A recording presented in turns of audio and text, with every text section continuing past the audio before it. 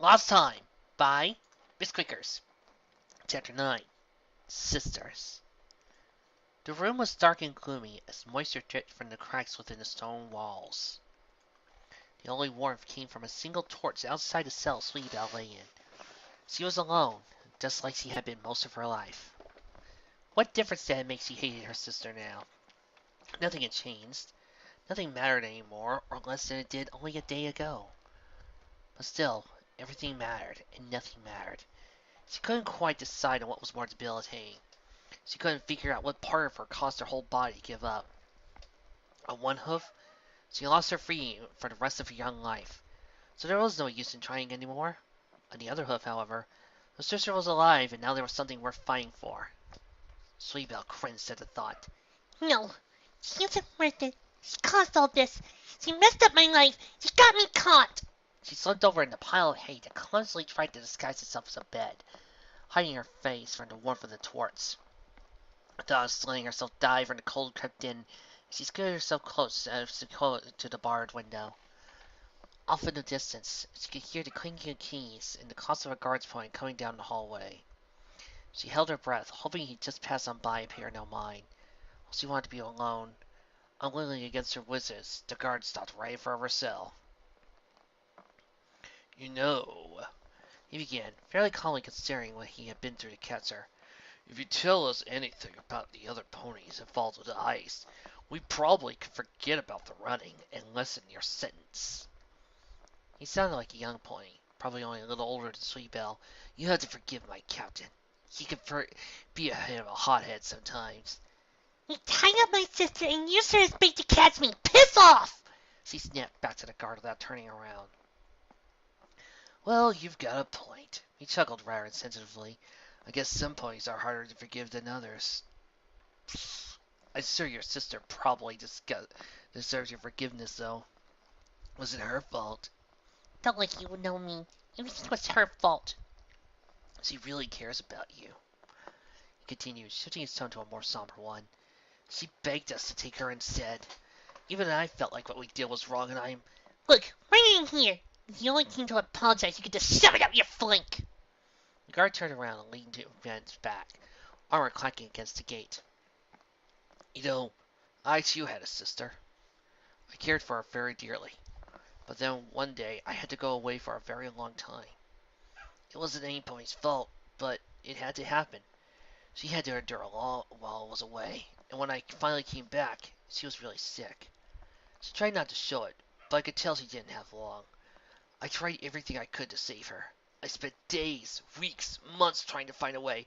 The whole time she begged to give up and just spend more time with her. I was too stubborn. We started to fight about it, but I always thought I was this close to fighting a cancer. In the end, though, there's nothing I could do about it. She passed away. Ever since then, I blamed myself for not making her final year the best it could be. Sweetie Belle sighed aggressively, facing towards the wall. Why are you telling me this? Why do you care what happens to me or my sister? Because, Sweetie Belle, I saw it with my own eyes. Your sister deserves a second chance. Take it out on us, not her, certainly not yourself either. Your sister needs you just as much as you need her. Besides, you promised your mother you'd be strong, remember? Sweetie Belle's eyes perked up. Wait, what? She blurted, quickly turned around to look at the guard. There was no pony there. She rushed over to the gate and pushed her head against the bars, trying to get a good view of the hallway. But she couldn't see any pony. What just happened? Who was he? The warmth from the torch felt good on her face. Rarity and Twilight sat next to each other on the monorail as they headed back to Ponyville. The ancient map was secured in a holder that Twilight borrowed from the archives, slung over her shoulder. It was a cylindrical container, often used to transport important or delicate scrolls, so it seemed like the obvious transport vessel for such an important document. Rarity was having trouble staying upright. She couldn't remember the last time she got any sleep. The constant traveling and stress had taken its toll on her. Struggling to stay up, she turned to lean against Twilight's shoulder. Rarity, are you okay? It's nothing. Rarity yawned, setting a hoof over her mouth to hide the faces she was making. I'm just exhausted is all. Twilight lightly pushed Rarity off her shoulder, before patting her own lap, inviting Rarity to use it as a pillow. Rarity happily obliged, positioning herself so where she could lay down on the seats, and then gently resting her head on Twilight's lap. As she closed her eyes, she began to feel a hoof stroke her mane. It wasn't long before her eyelids drooped and she fell fast asleep. The nurses came in to the piercing tone of the monitors. Two of them quickly tended to the filly's mother, calling out at time and shutting off the machines, while one tried to lead Rarity and Sweetbelle out of the room. They protested, flailing against the advance of the nurse, who was trying to separate them from their mother. As they wailed, suddenly they heard a gasp as the three nurses bowed in respect. Taking advantage of the sudden display, the two fillies rushed back to their mother's side. To their surprise, the nurses didn't try to restrain them or hold them back. Instead, they proceeded to leave the room with their heads held low. Verity followed them with their eyes to the door, when she immediately noticed the white alicorn standing in the doorway, a pained expression on her face. "Rarity and Sweetbelle," she announced in a wrinkled but somber tone, "I am Princess Celestia." Suddenly, Sweetbelle rushed over to the princess and began to pound her golden armor-clad hooves. Where do you think my mommy? She said, Bring her back! Bring my mommy back! Rarity rushed over to restrain the distraught filly, struggling to hold her back from attacking again. I am so sorry, Princess, she began before Celestia held up a hoof to let her know it was all right. Celestia lowered herself to Sweetbelle's level, while taking a deep breath and letting go a deeper sigh. "Sweetbelle, there are some things in this world even I have no power over. When a pony's time is up, all I can hope is that everything is in order before they go." This was my mommy! Sweetbelle cried, falling to her hose. Rarity helped Sweetbelle back up and held her, allowing her to cry into her chest. "Princess, why did you come here?" she asked flatly. "Girls, your mother prayed to me last night. She asked me to look after you, to make sure that you girls are safe. Sadly, I cannot take care of you both, for I have many responsibilities and so little time in each day. And that shouldn't be a problem, so as long as you're up for the task, Rarity." What do I have to do?" Rarity stuttered. "Do you believe that you could take care of your sister on your own? It is a big responsibility, taking care of a foal." Looking back at her sister, then back up to her mother, she felt a wave of pride and determination fill her senses.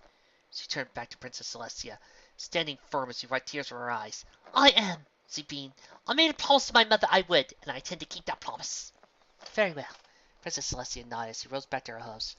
"I hereby surrender ownership of this estate from the Bank of Carolot to you, Rarity.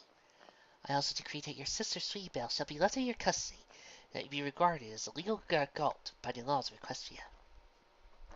"Thank you," Rarity said as she bowed before the princess. "Thank you so much. But what about my mother?" "I shall see to it that she receives a proper burial," the Alabaster Princess confirmed. "Now come with me. We must let the nurses finish their work," she said as he reached out a hoof to lead the fillies away. Just before they went with the princess, they both walked over to their mother, saying their last goodbyes, and each giving her a kiss on the forehead. With that, they turned to follow Celestia away as the nurses returned. She led them back to their bedroom, taking a moment for them to get situated back on their bed. The antique against the wall had stopped ticking, making their breathing only a more sound in the room. Celestia sat on the foot of the bed with Rarity and Sweetbelle, watching them hold each other with a certain expression on her face, like she was yearning for something. She pursed her lips as she began to speak. "Girls, I want you to know a secret about me that not many ponies know," she began. "Did you girls know I, too, have a sister?" She waited for a reaction. Both fillies looked at Princess in surprise. You do?" Sweetbelle asked. "It's true. She's my younger sister, just like you are to Rarity, dear. I love her very much." "What does she know?" Rarity inquired. "She's in a distant place. You see, a long time ago she had to go away. I was very sad, but I knew one day she would come back. Even though she has been gone for so long, I know she still loves me and misses me too. You see, there is a magic the sisters share, something that never goes away, no matter the time or distance. The nature of this magic is very powerful, since my sister is so precious to me, just as you are to each other. I know she can feel my love, because I can feel hers, even though she's so far away." Princess Celestia looked out towards the moon that was still setting beyond the horizon before turning back to the fillies. "I know I will see my sister very soon, as I can feel that magic getting stronger. If you ever find yourselves apart from each other, this magic can help you find your way." She turned towards Rarity, gazing deep into her eyes. "Your sister is the most important part of your life, Rarity. You have a talent for finding precious things." The train came to a full stop, jerking slightly, waking Rarity from her slumber. Twilight began to shake her gently as he leaned over to check she was awake. Rarity, we're here.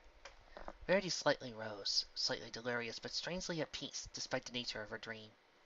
Twilight had already gathered up her belongings, waiting for Rarity to get ready before they moved to the crowded aisle. Rarity quickly came to her senses and picked up their stuff, and together they maneuvered their way to the exit. Outside was more crowded than usual this time around. Twilight found it more difficult to maneuver her way through the crowds towards the lobby, but eventually they found the flow of traffic and made it off the platforms. Directly ahead of them, however, a familiar light blue unicorn with wavy dark blue and white streaked mane stopped into their tracks, spotting Twilight instantly. Oh, my Luna! She gawked as she skipped over to the unicorns. I can't believe you're here. What a funny coincidence.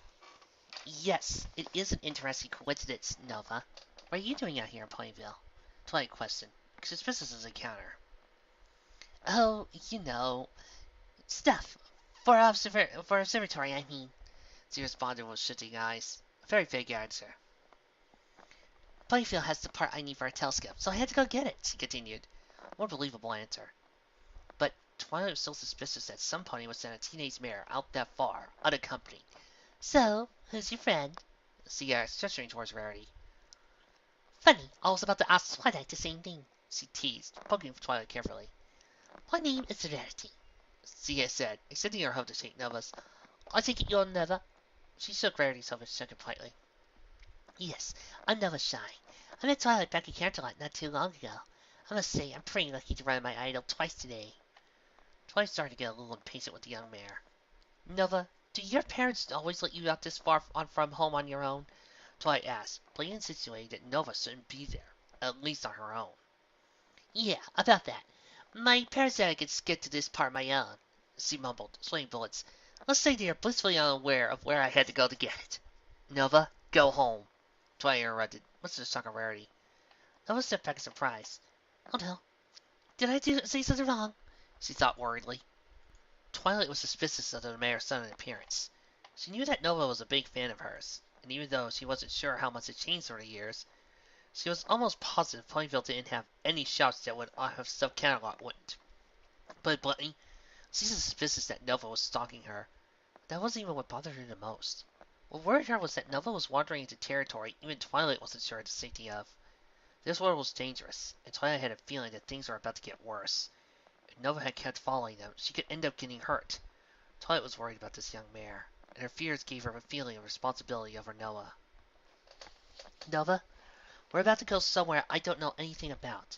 This place could turn out to be really dangerous, and not just for me, but for all the ponies of Equestria. The truth is, I just don't know I can allow you to follow us there, so I suggest you go home to your family, where it's safe. Follow? Nova asked nervously, but I wasn't.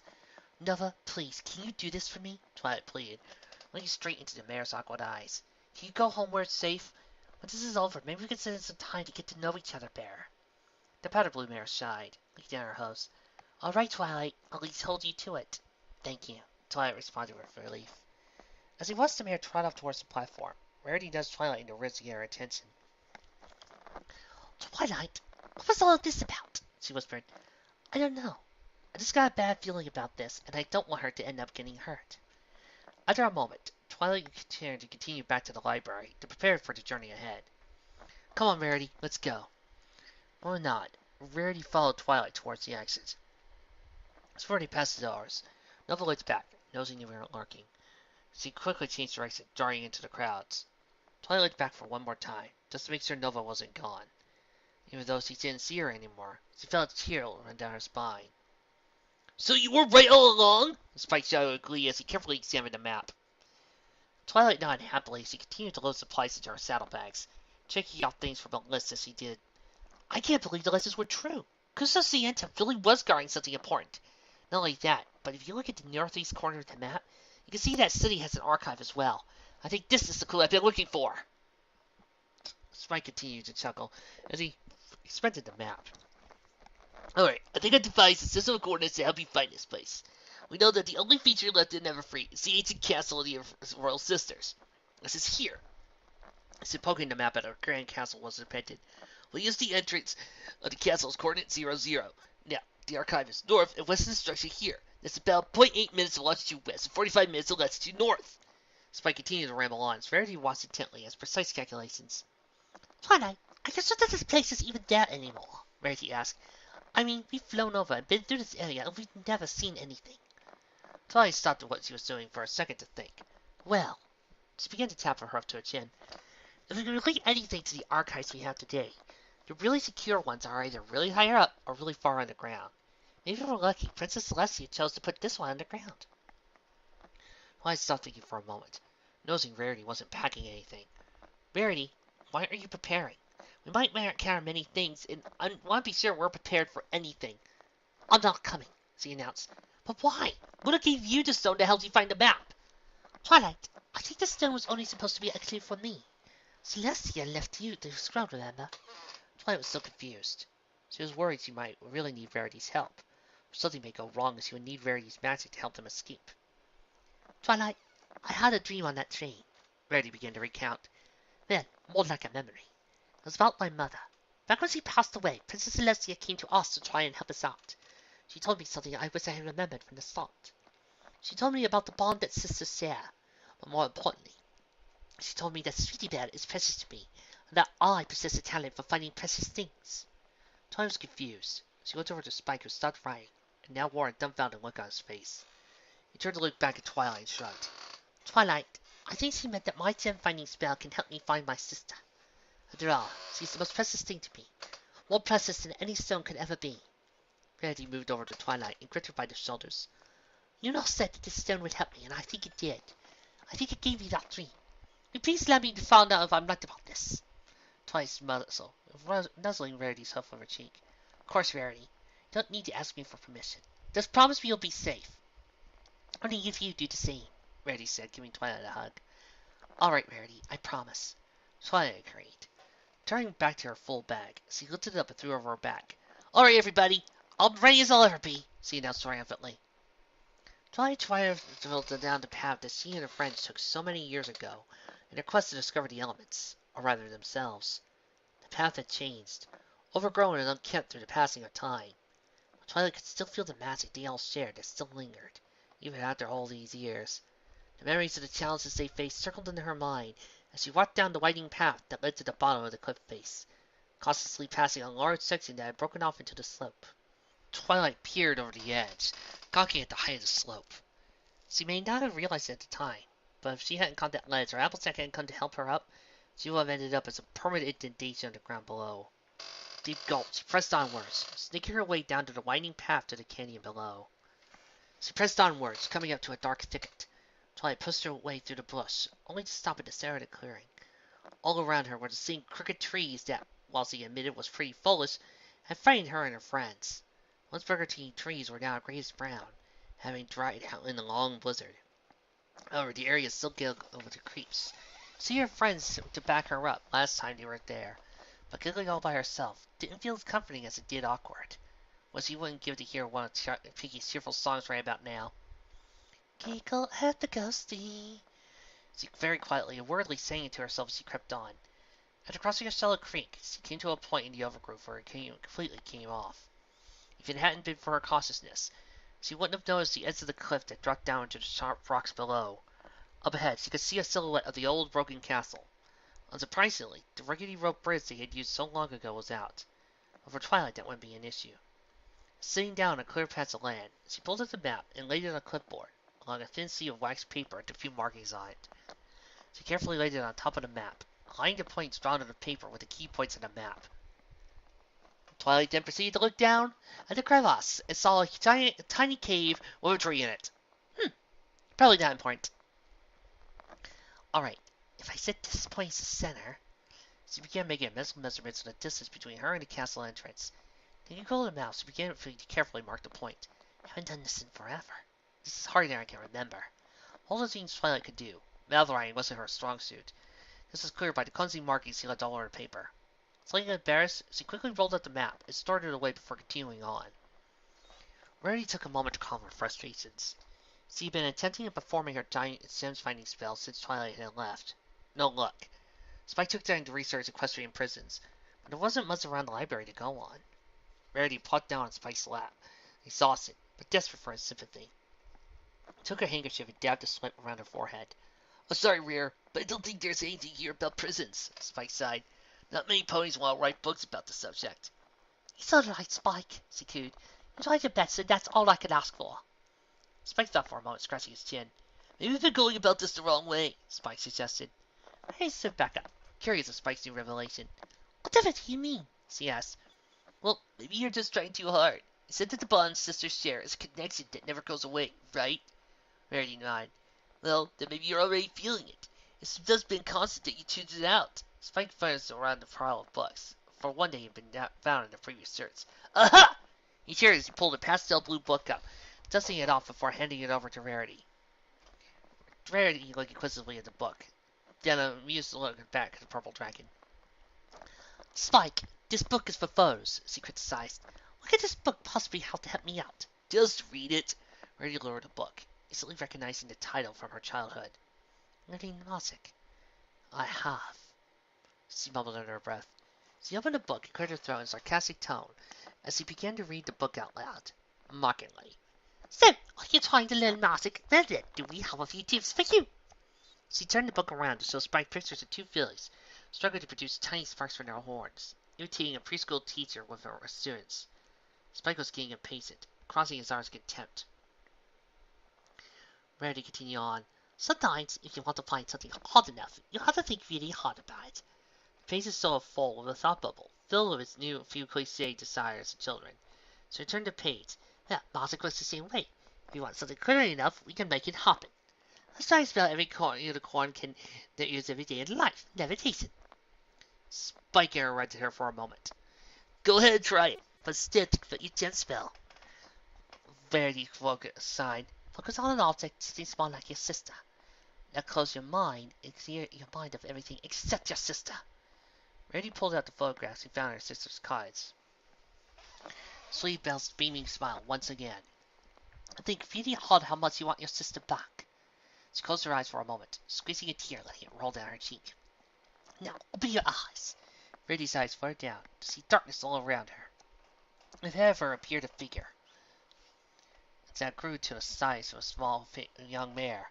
She was curled up into a ball, crying. The mare was almost unfamiliar. I recognized it as Sweetbell.